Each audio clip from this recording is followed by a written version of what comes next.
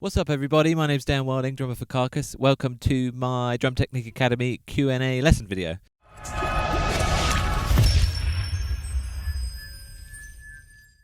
Firstly, big thanks to anybody who sent in a question or two, and big thanks to Martin for having me on. It's a real pleasure. Really excited to do this for you guys.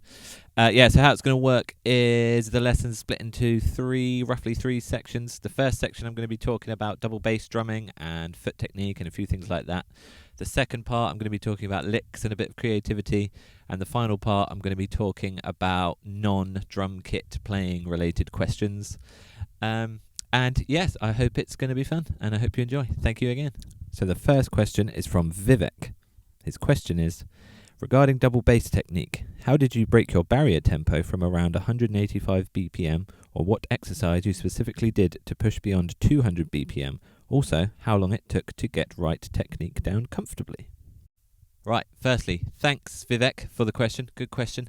Pretty basically, the way I got over around 180 was I figured out how to use my ankles more and relax a lot more into the pedals, let the pedals do more work than I was doing physically.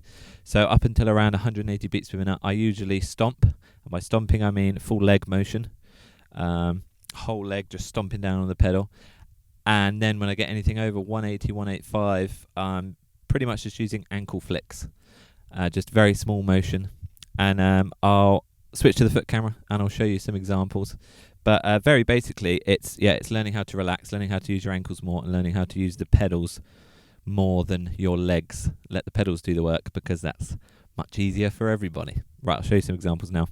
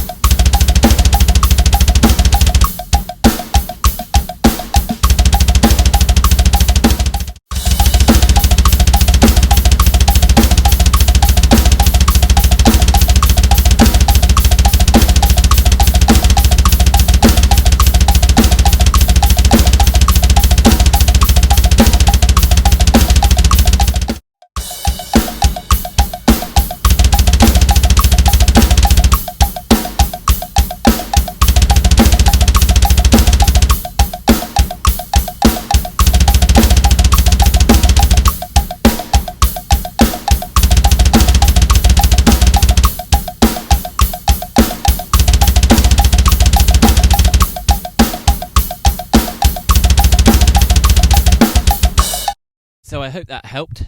And with regards to your question of how long it took, that's a very good question. Unfortunately, with all of this stuff, it takes a very long time.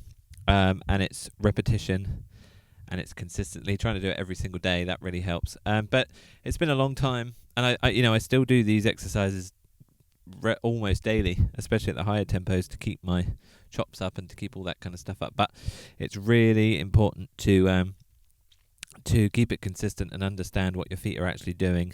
Stay relaxed, and control is the most important thing. Next question is from Marcus.